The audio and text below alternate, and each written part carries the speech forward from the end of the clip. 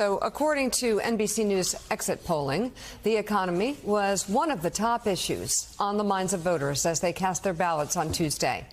Joining us now with charts is former Treasury official and Morning Joe economic analyst Steve Rattner. And Steve, you are looking at the metrics that fueled Trump's win. Let's start with the issue of income. What did the numbers tell you? Yeah, of course, Mika, this is at the heart of the matter for almost every American. What is my purchasing power? How much can I buy? What's happening to my standard of living? And so let me show you what actually did happen over the last really decade or so.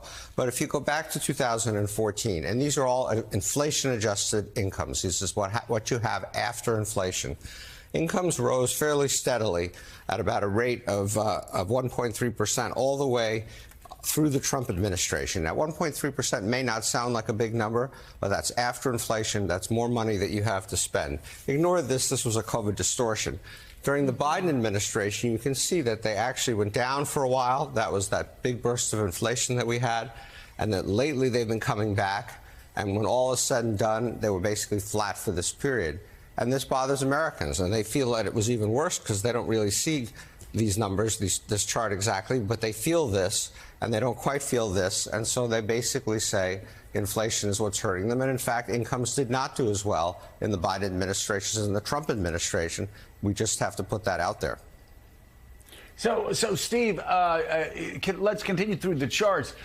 So talk about the disconnect between how well America's economy is doing. We hear it all the time. America's envy of the world. Every world leader says they would love to change trade places with the United States. The U.S. dollar at an all-time are moving towards an all-time high. The stock market at an all-time high. S&P at an all-time high.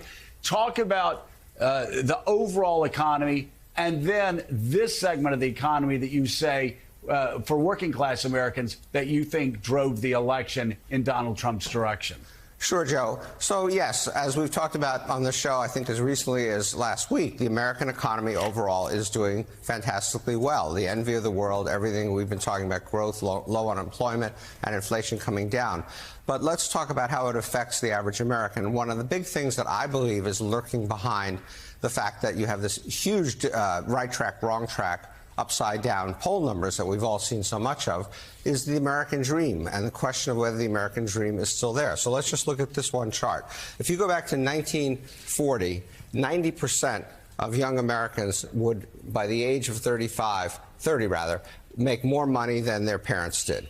That has come steadily down. Some of that is somewhat natural as we became more prosperous, but it just continues to go down and down and down and down, and now you're down here at 50%. So only 50% of American parents should believe or will find that their son or daughter is making as much or more as they're making at the age of 30. That's not the American dream. The American dream is obviously each generation is supposed to do better than the one before. All right. And then your final chart, Steve, is about industrial wages falling behind. Tell us about it. Well, actually, Mika, before we do that, can I do my middle chart, which we didn't do your middle chart? Which one? Because it's in the same theme of what happens. Okay. So, and all the income inequality that we've had in this country over the last 20 years has led to some very different outcomes. If you're a white child born in the bottom 25th percentile, so now we're back to the famous white working class. If you were born in 1978 versus being born in 1992, on an inflation-adjusted basis, a child born in 1992 had 6% less income after inflation, all that, at the age of 30, at the age of 27, rather, than a child born back here in 1978. So children are, in this cohort of a white working class, are making less and less and less each birth year that they have. In contrast, for the people at the top, they've actually been making a bit more for each child born. So you have this situation where children of white working class parents are making less each child year after year as they're born. They're completely the opposite at the top. So let's also compare millennials to baby boomers. I'm a baby boomer, and see what their different situation is. So if you talk about home ownership, baby boomers, 62% of baby boomers owned a home. 49% of millennials owned a home at the same age of 35. So millennials worse off. If you look at negative net worth, i.e. being bankrupt, 14% of millennials are bankrupt by the age of 35. Only 9% of boomers were. If you look at wealth, millennials have on average 30% less wealth than baby boomers had at the same point in their life. But the top 10% of millennials actually had more wealth than the baby boomers. So you have huge wealth inequality among millennials. So these are all reasons why people feel that the American dream isn't what it was supposed to be. All right, now you can go to it. Sorry, all right. Mika.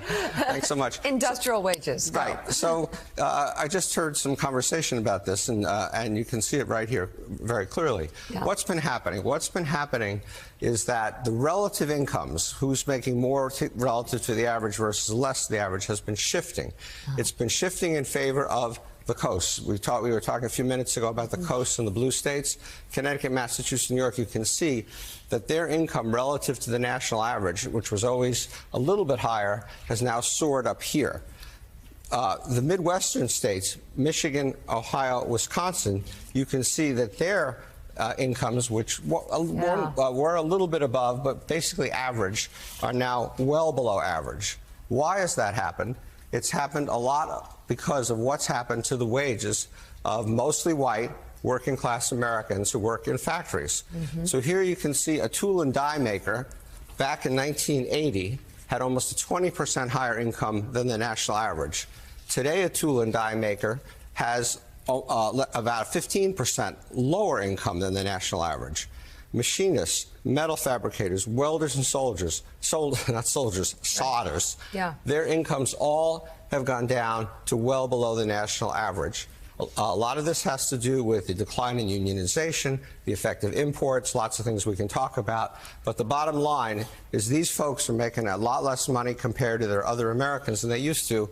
And so average incomes in the states are also lower. That explains a lot. Morning Joe, economic analyst Steve Rattner. Thank you very much.